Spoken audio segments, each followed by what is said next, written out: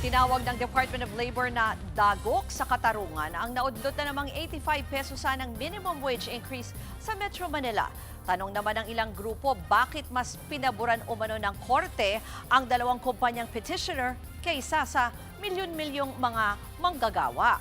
At para sa detalye live mula sa Mandaluyong, may Express report si JC Cosico. JC, una muna itong inilabas na preliminary injunction ng korte. Ano ba ang ibig sabihin yan at implikasyon yan at ano ang reaksyon ng labor groups? Ruth, disgusting o kasuklam-suklam. Nga yung sinabi ng ilang grupo dito sa preliminary injunction na inilabas ng Pasig dito sa 85 peso wage hike sa Metro Manila. Ibig sabihin kasi ay hindi pa rin muna matatanggap ng mga manggagawa sa NCR ang na 60 peso wage increase na dapat ay noong Hulyo pa ipatutupad. Hiling ngayon ng Grupong Akbayan at Sentro, i-lift ang injunction at agad na ipatupad ang wage increase. Una nang nag-issue ang korte ng TRO laban sa wage hike matapos itong questionin ng dalawang construction company. Narito ang kanilang mga pahayag. Ito ay blatant na disrespect sa ating mga manggagawa and the already insufficient wage increase. Barya na nga po, per tranche pa, installment, tapos ngayon hinaharangan pa. Mukhang ang mensahe po ng korte sa atin, hindi prioridad ang mga manggagawa. It's disgusting because it's very clear na mas kinatigan pa nung judge yung alleged na potential losses ng mga milyonaryong construction companies.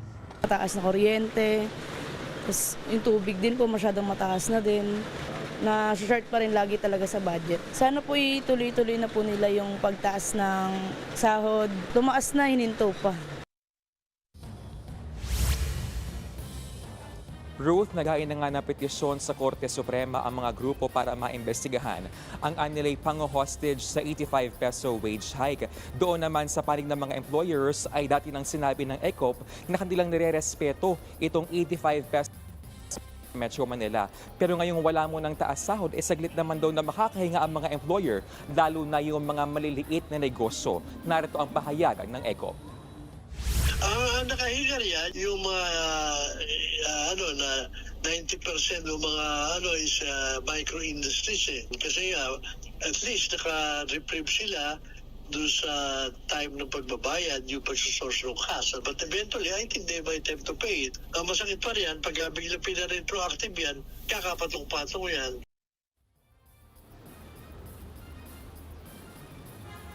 Ruth? JC, dito naman sa panig ng Department of Labor, ano daw ang plano nilang aksyon kaugnay nitong desisyon ng korte? Ruth, naglabas na nga ng statement itong Dole kani-kanina nga lamang.